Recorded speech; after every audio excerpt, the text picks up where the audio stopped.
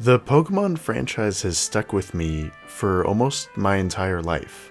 I remember walking into stores when Generations 2 and 3 were still a thing, and I saw all the shelves that were lined with all these strange figures.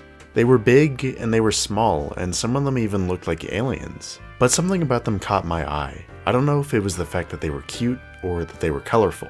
I can't explain what it was, but there was something about them that I knew was special. And that was back before I could even read. Fast forward almost 20 years later, and that fascination has turned into something of an obsession. I've collected cards, figurines, plushes, I've watched the anime, I've read the manga, and of course, I've played the games. So I'd say I've immersed myself pretty far in the Pokemon franchise. It's played a big role in my life. Heck, this channel is even a testament to that. So in honor of the franchise's 25th anniversary this week, I wanted to talk just a bit about how the Pokemon franchise has impacted me and why it's stuck with me for all these years. In the #1 TV show, the #1 video game, and most of all in the popular trading cards. Like I said, it started back in 2003 or 2004. The Pokemania that followed the US release of Pokemon Red and Blue had already came and went. I wasn't even alive for the first 3 years of it, but Pokemon was still big as always by the time I was 5. I grew up in Northern California's Bay Area, home to San Francisco's Japantown district. I remember going to the shopping mall there with my dad and seeing those things on the shelves at the stores, where they had a few stores with massive collections of Pokemon dolls straight from Japan. Again, I don't really know what it was about them that really grabbed my eye. Maybe it was how cool they were, or maybe it was their bright colors that stood off of the shelves. I remember going back to school and none of my friends there really knew what I was talking about. It took another year or two for my formal introduction to Pokemon, when I met one of my closest friends to this day. We were family friends and we didn't go to school together, but we met every weekend at Jewish school, and in the summers we went to summer camp together. It was on those car rides that he told me about a new game. If it sounds like the kids are speaking another language, they are. The language of Pokemon. Pokemon Diamond and Pearl. He showed me slices of the game from his DS, where his little sprite was roaming around a snowy landscape, climbing through mountains, and traversing across marshy fields. And equipped in his party were 6 figures that looked somewhat familiar to the things that I'd seen on the shelves in those stores. That was all it took for me. That Christmas, I begged my mom for a DS and a copy of Pokemon Pearl, which I got. I started my first ever Pokemon file on January 2nd of that year. It's a profile that I still have to this day. Even though every Pokemon that I first caught on that first Sinnoh run has since been migrated to future games, I'm still too sentimental to delete that copy. I chose Chimchar as my first starter, which was a wise choice because Infernape is still one of my favorite Pokemon to this day. I had fun playing through the game, but it was tough, since it was also one of my first ever video games. I got smacked by Rourke in my first ever gym battle since I didn't know basic type matchups. I got blindsided by Cyrus every time I encountered Team Galactic, and man, those caves were tough. I can't even use the excuse that mid-90s kids had, because the internet did exist, so I had the resources to avoid getting stuck. However, I don't really remember seeking any help from forums or anything like that.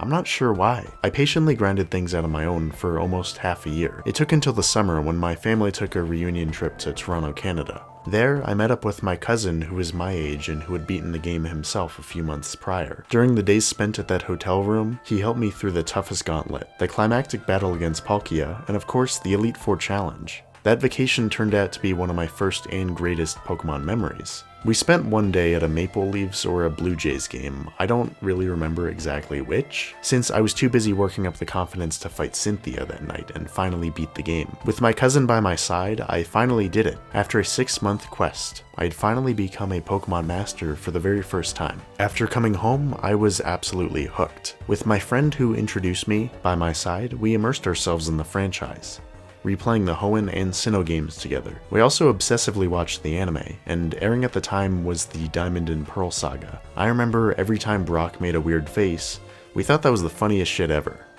I'm so sorry, but I'm just not interested in younger men. But more than the anime and the stories that the Pokemon world had to tell, I wanted to tell those stories myself. So my friend and I actually created our own fictional Pokédexes in a way, where we came up with our own creature designs, and we played around in our made-up regions. I was still young, so most of them were probably terrible, but I do remember being interested in the design aspect of it all. Why did certain Pokemon have their typings? How did they get their names? Why were they even created? I slowly came to learn that they were based off of real-world myths or biology.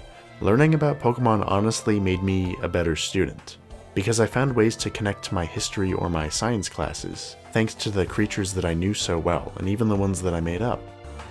Pokemon is now in full mania. Just a year or so later, remakes for Gold and Silver were officially announced. Now a fully fledged Pokemon fan, I embarked on my first tour of the Johto region. Since I missed the first round back in 2000, I love the atmosphere of this place, which felt more rustic than Sinnoh or Hoenn. Unfortunately, I also brought my champion team with me from the Sinnoh games, thanks to the fact that I could transfer them at the Pokemon Center with my friend's DS. So I stomped the entire game with Infernape, Staraptor, Lucario, and probably even Giratina. This made me lose interest in Johto pretty fast, and it didn't stick with me quite the same way that Sinnoh did. This was made worse when Black and White came out, and I didn't like the fact that there was only new Pokemon to catch and train in Unova.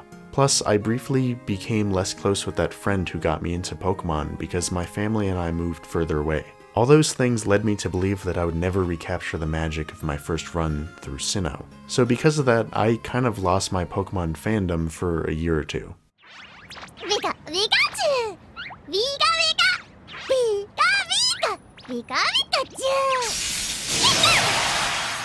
Things changed in 2013 when X and Y were announced. It turns out I was moving back closer to where I grew up after just 2 years, so I reconnected with my friend.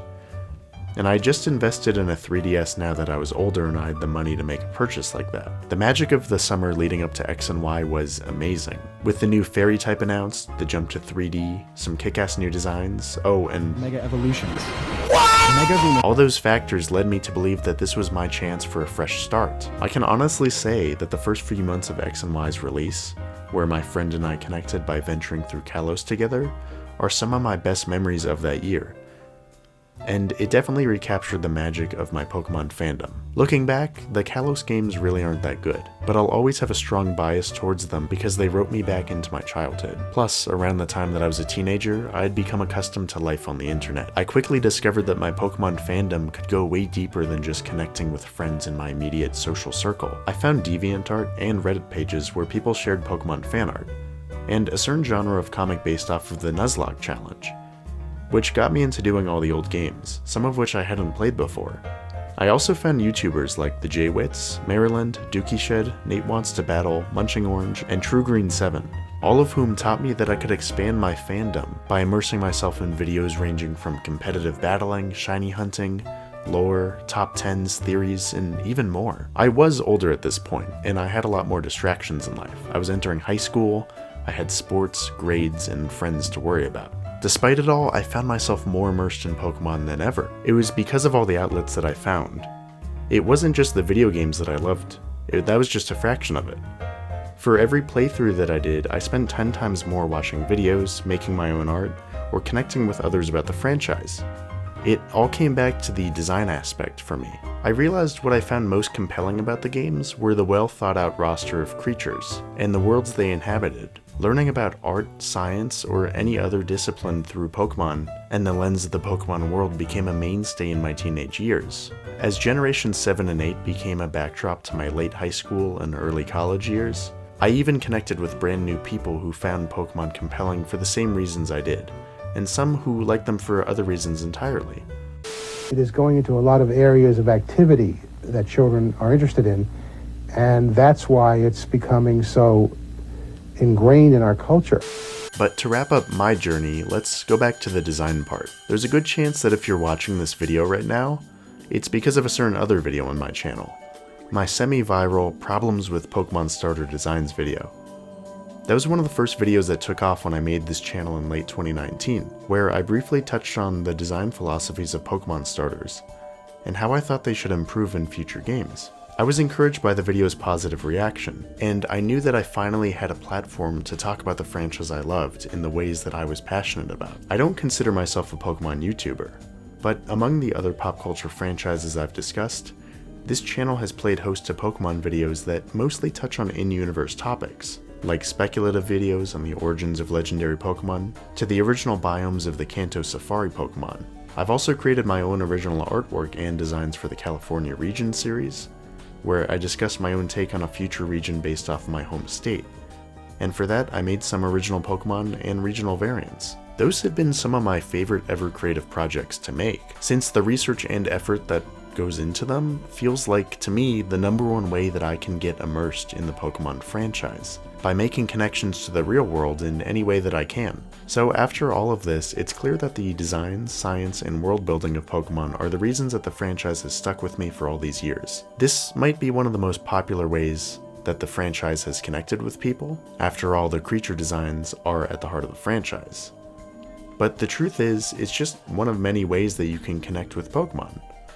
And maybe that's why Pokemon has endured with millions of Pokemon fans around the world for a quarter of a century now. You can be someone who loves the stories of the different games. You can be someone who loves to shiny hunt, or competitive battle.